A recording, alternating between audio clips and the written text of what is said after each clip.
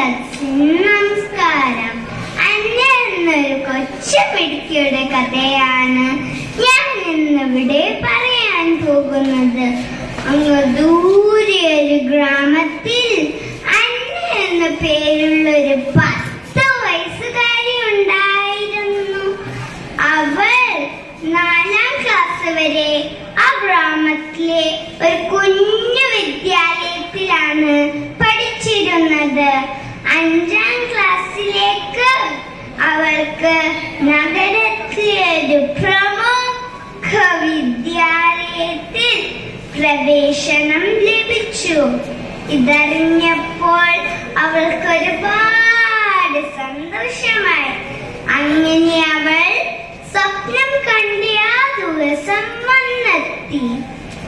അവളുടെ അച്ഛനോടും അമ്മയോടും ഒപ്പം ഒരു കുഞ്ഞു പൂമ്പാറ്റയെ പോലെ പാറി പറന്ന് അവൾ വിദ്യാലയത്തിലെത്തി.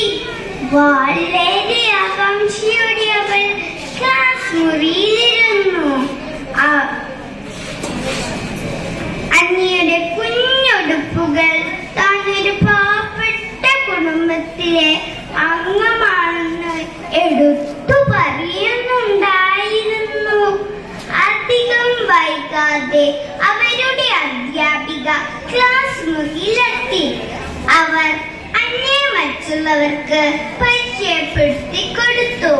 അതിനുശേഷം അവർ കുട്ടികളുടെ അറിവ് മനസ്സിലാക്കാനായി താനൊരു പരീക്ഷ നടത്താൻ പോകുകയാണെന്ന് കുട്ടികളോട് പറഞ്ഞു.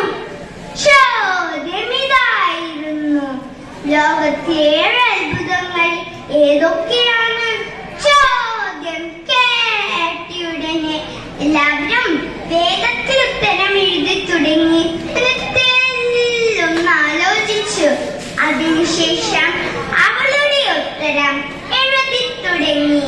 അധ്യാപിക എല്ലാവരുടെയും ഉത്തരക്കടലാസ് വാങ്ങാൻ തുടങ്ങി. അന്നിയുടെ മുഖത്തെ പരിഭ്രമം കണ്ട് അധ്യാപികയെ അവളെ സമാധാനിപ്പിച്ചു. ഈ ചോദ്യത്തിന് ഉത്തരം എല്ലാവരും നേരത്തെ പഠിച്ചതാണ്. അന്ന, മോള് വിഷമിക്കേണ്ട, നമുക്കിത് പതിയെ പഠിച്ചെടുക്കാം. അന്ന ഇങ്ങനെ മറുപടി പറഞ്ഞു: ടീച്ചർ, ലോകത്തിൽ ഒരുപാട് അത്ഭുതങ്ങളുണ്ട്. അതിൽ 7 എണ്ണം ഇതൊക്കെ എഴുതണമെന്ന് ഞാൻ നോക്കുകയായിരുന്നു. അന്ന ഇങ്ങനെ മറുപടി പറഞ്ഞ് തന്റെ ഉത്തരക്കടലാസ് അധ്യാപികയുടെ നേരെ നീട്ടി. അന്നയുടെ മറുപടി കേട്ട് ക്ലാസ് ഒന്നടങ്കം പൊട്ടിച്ചിരിച്ചു. അധ്യാപിക എല്ലാവരുടെയും ഉത്തരക്കടലാസ് ഉറക്കെ വായിക്കാൻ തുടങ്ങി. താജ്മഹൽ, ചൈനയുടെ വൻമതിൽ തുടങ്ങി എല്ലാവരും ശരിയുത്തരം എഴുതിയിരുന്നു. ഒടുവിൽ അധ്യാപിക അന്നയുടെ ഉത്തരക്കടലാസ് വായിക്കാൻ തുടങ്ങി. അവൾ ഇപ്രകാരം എഴുതിയിരുന്നു: ലോകത്തിലെ 7 അത്ഭുതങ്ങൾ ഇവയൊക്കെയാണ്. 1. ഉള്ളു തുറന്ന് ചിരിക്കുക. 2.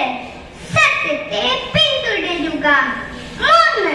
എല്ലാവരെയും ബഹുമാനിക്കുക. 4. സ്വയം വിശ്വസിക്കുന്നതിനോടൊപ്പം മറ്റുള്ളവരുടെ വിശ്വാസം സമ്പാദിക്കുക. 5. ആത്മവിശ്വാസം കൈവിടാതിരിക്കുക. 6. മനസ്സറിഞ്ഞ് സഹായിക്കുക. 7. നല്ല കാര്യങ്ങൾ അംഗീകരിക്കുക. അധ്യാപിക ഇത് വായിച്ചു കഴിഞ്ഞപ്പോൾ നിശബ്ദമായി. മനുഷ്യനിർമ്മിതമായ 7 അത്ഭുതങ്ങൾ കാണാതെ പഠിക്കുന്നതിനിടയിൽ ദൈവം നമുക്ക് സമ്മാനിച്ച അത്ഭുതങ്ങൾ മറ്റുള്ളവരെ ഓർമ്മപ്പെടുത്താൻ ആ കൊച്ചു മിടുക്കിക്ക് കഴിഞ്ഞു. കൂട്ടുകാരെ, അറിവ് എന്നത് പുസ്തകങ്ങളിൽ നിന്ന് മാത്രം ലഭിക്കുന്ന ഒന്നല്ല. അത് നമുക്ക് ചുറ്റുമുള്ള നല്ല കാര്യങ്ങൾ അംഗീകരിച്ച് നമ്മുടെ ജീവിതത്തിന്റെ ഭാഗമാക്കുമ്പോഴാണ് അറിവ് എന്നത് പൂർണ്ണതയിലെത്തുന്നത്. നന്ദി, നമസ്കാരം.